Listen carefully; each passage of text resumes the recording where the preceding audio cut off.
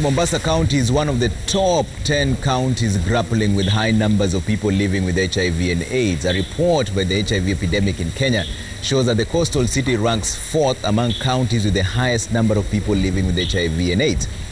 Homa Bay, Kisumu and Migori, however, as Mashirima Kapombe now reports, efforts to reduce new infections and HIV-related deaths is bearing fruits thanks to HIV care added to the rehabilitation program for recovering drug addicts.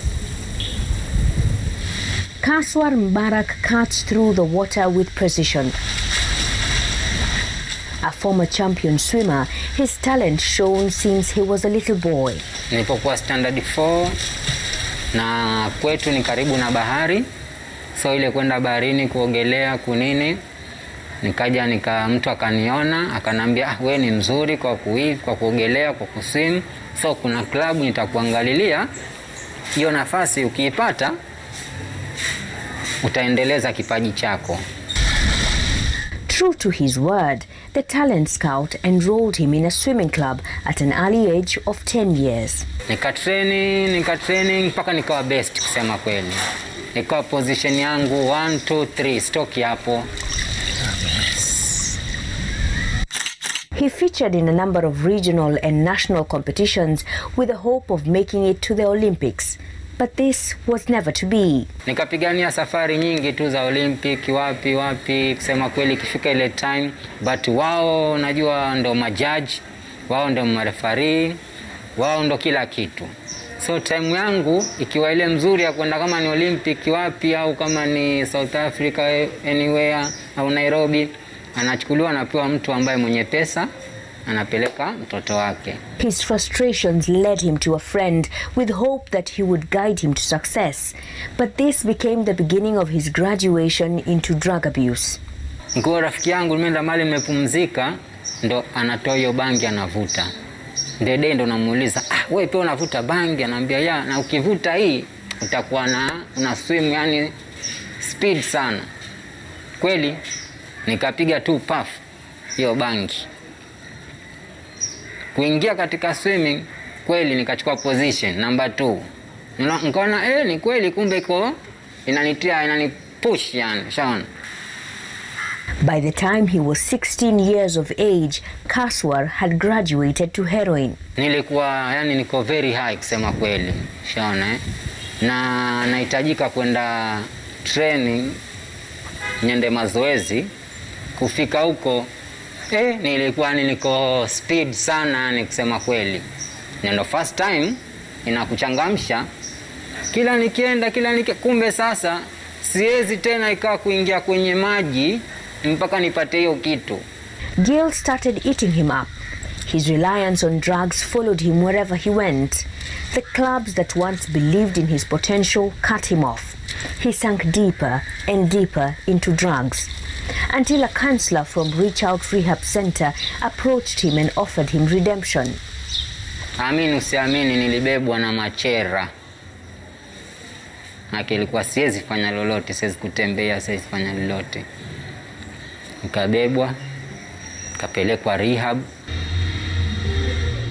At the rehab center, Kaswar was diagnosed with HIV, a fact that sank him even deeper into the abyss of drugs. Nikaenda program, nikatoka, nikarelapse tena, so kichwa ilikuwa cha nyuma niyo HIV. How nimeipata vipi?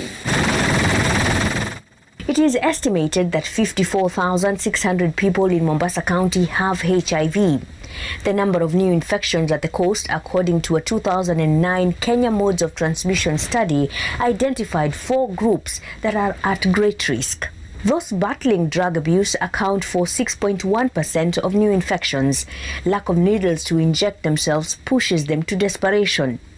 Kaswar admits to picking up used needles from healthcare facilities for use. Sometimes he would be lucky and someone would offer him unused ones. Hizo sindano mbili ninaweza kaa nazo karibu miezi 3 au miezi 4. Hizo sindano mbili.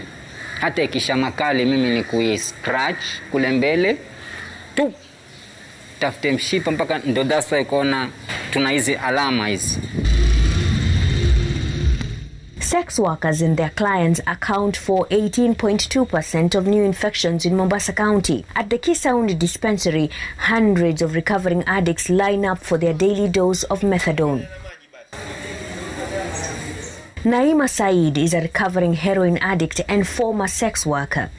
She, just like Kaswar, is among 1,100 clients served here. Tofauti iliyopo ni kuwa nashukuru kwanza kiafya, nimejitambua na nimejielewa vile nitakavyoishi, na nashukuru yani kwa kupata matibabu kwa si ati paka kama ingekuwa ARVs zinauzwa, so naona ingekuwa ni balaa. At least napata dawa bure, lakini sasa kuna changamoto ziko nyingi sana.